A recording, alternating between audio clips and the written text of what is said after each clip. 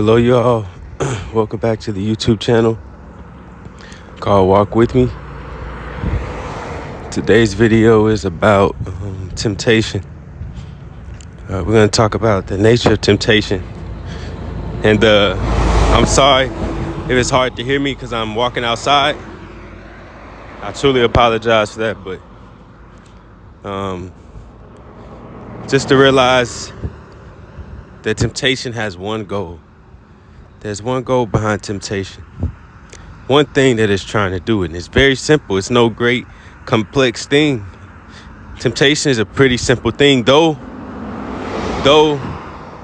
in the midst of it can seem very complex, very chaotic, very confusing, very just overwhelming. If you keep the right perspective within that overwhelming mind, that overwhelming sensation or thought, or these things that overwhelm us, these evil things that come through the gates of our mind and do whatever it can to get us to be knocked off of our square and to turn back. And that brings me to the main thing that all the temptation is trying to do. It's trying to do one thing. It has one goal. That is to bring you back to your former habits. That's the only goal temptation has, is to bring you back to your former habits. It entices you to bring you back into that place that you know isn't good for you, but it entices you so much that it almost makes you want to step into a place that you know from experience. You now know from experience that when you step into that place, it's not gonna be a pleasant place to be in. That's all temptation is trying to do. It's saying, hey, come back here. I'm gonna entice you to bring you back into a prison cell. I'm gonna entice you. I'm gonna show you a great picture. Only when you realize its only goal is, no matter how good the temptation looks, no matter how sweet it may seem to taste, it has one goal. It's not working for you unless you use it to work for you. If you use it in the right way, temptation works for you. If you use it in the right way, temptation builds spiritual strength. It builds confidence. It builds resilience. It builds patience. It builds endurance. It builds perseverance. All these things can be built through it.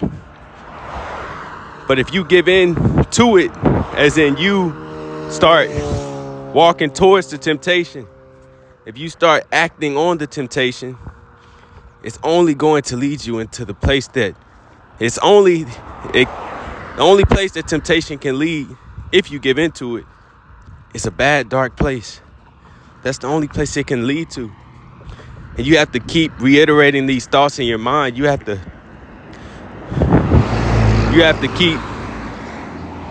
keep that perspective going. Build that perspective. Think about this. Keep reiterating that perspective of temptation. Even when the temptation isn't there, remind yourself the nature of it. This is why it's important that we aren't distracted so much, that we aren't so distracted, because we need to have these tools built. We're not going to get to heaven. We're not going to get to that place of peace, that place of rest, that place of knowledge, that place of truth, if we don't keep working the tools. So we have to cut out the distractions. Distractions aren't evil in themselves. It's just, it distracts us to the point where we can't cultivate the tools in our mind, because we're using our mind for a purposeless thing. That's what it does. It puts our mind in a purposeless place. It takes our mind off of the truth, off of where our mind needs to be, in order so that when temptation comes, I'm ready. See, if I'm distracted the whole time and then temptation comes, I'm not ready for it. But if I've been reiterating that in my mind, the temptation is not good for me. Temptation is only going to lead me here. The temptation, no matter how enticing it is, it has one goal, and that goal is to lead me to a bad place. But if I use temptation in the right way, I can build spiritual strength. I can build things that are useful for me. So if I keep reiterating that in my mind, now when temptation comes, I'm prepared. I'm prepared for it because I haven't been distracted. I'm not caught off guard. I've been building this in my mind. I've been even thinking about it while it hasn't even been there yet. I've been thinking ahead. Now it comes and my tools are working because now it comes and I keep that same perspective. My mind can still rest in that same place of reminding myself, this is what temptation is. This is what temptation is. No matter how good it feels, no matter how good it looks, no matter how good my mind convinces me it is for me, this is all it's trying to do. This is it. This is all it's trying to do, nothing else. Okay, so now when it comes, I keep that perspective and I don't get so caught up in the taste of it, the looks of it. How good it may look, how good it may taste, how good it may feel. Because I know that it's only trying to take me here. It's trying to entice me to bring me to a bad place. It's trying to entice me to bring me back to that old way of living. And then as we fight against temptation, the natural thing that will happen, and it's not up to us, this is already set in place. If we give in temptation, it will lead there. We don't determine this, and we can't say, well, maybe for someone else, temptation leads there. But for me, temptation actually makes me feel good. Temptation is actually, it feels good to me. Pleasure is actually good for me, but it's not good for you maybe. No, that's not how it works. It's the same way for everyone. Do not allow yourself to be deluded. Do not delude yourself. The laws are set in place for all of us. The law isn't just for one person and then different for another. The law doesn't alter for anyone. The truth doesn't change for me or for you. You have to understand this. So if your mind tries to convince you that you're some unique person that doesn't have to follow these rules and laws, and that for you it's good for you, you're only being deluded, and maybe you haven't reached that place that it leads to yet. Maybe you've been following the pleasure for a long time, and you've been able to keep getting through. But at some point, you come to the place that it's always designed to lead you to, and then you'll have to climb out, and you'll have to suffer your way out. And you can avoid a lot of that suffering if you just listen to what the Bible is telling you. Listen to what some pastors are telling you. Listen to what people are telling you who've done it before you. Just listen to them. Don't even question it. Don't even try to reason with it. Just trust it. Read the Bible and don't try to, just trust it. Okay, the Bible says, it says to men, though she looks good, her footsteps lead to death. Just trust it. So that before you even have to go into that place that lust and that pleasure is leading you to, you've already trusted beforehand that no matter how good this thing looks, person, thing, taste, sound, smell, idea, it's only designed to lead you one place. Even pride works that way. It'll paint you a picture of how your life will look if you start pursuing something, or you start chasing after an ambition. It shows you a picture of how good it'll look. It shows you a picture perfect thing. Or even with lust, it shows you an image of something that makes your body feel a good sensation. It's a sensation, but look beyond that. Know that sensation leads you to a bad place. Trust this, please. And as you keep going, as you avoid evil, as you resist evil, as you fight against evil, good is your reward. Good comes to you.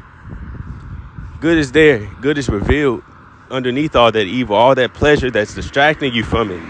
That's the problem. A lot of us can't see the good because we're so into chasing these fantasies, these pleasures, these evil desires that are of our lower nature, that we can't step into our higher nature, our true nature, where every man is destined to go. Every man is destined to be reunited with God. Every man is destined to come into unity with God. Every man is destined for this. Some prolong the experience and some shorten it depending on how diligent each one is. We can prolong it or we can shorten this journey. You have to make the decision. You have to realize that you play a part in this too. It's not just things are just written. Things are written, but things determine different things. If I'm diligent, I'll get there quicker. If I'm not diligent, I prolong the process. I do that myself. So we have to start taking responsibility. We have to stop. A lot of us, we so used to blaming things. We're so used to blaming people, blaming other things. And we play this blame game even with God. People blame God. How can you blame God? Before we blame God, ask ourselves, what is it that I'm doing that could be different? Wait, a lot of the times it's never God that's the problem. God can never be the problem. God is full of goodness. God is always good. God is always great. So if there's something wrong, you don't question God. Ask yourself, what is it that I'm doing wrong? Am I looking at life the wrong way? Am I looking from the wrong point of view? Am I looking from the wrong lenses?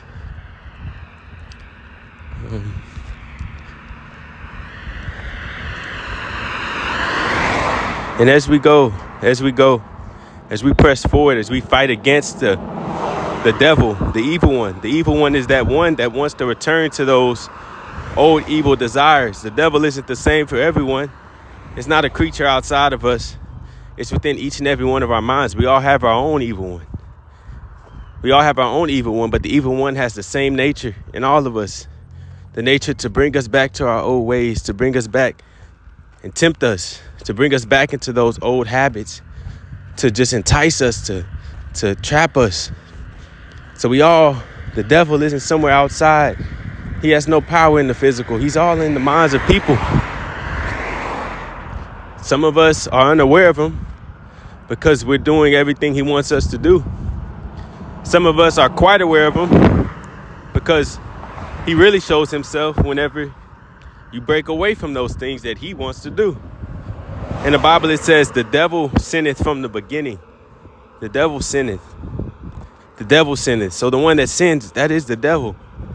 The one that sins. So a lot of times we're sinning, so we're so involved with the devil that we can't even see him. Because we're doing exactly what he wants. We're following the exact desires he wants.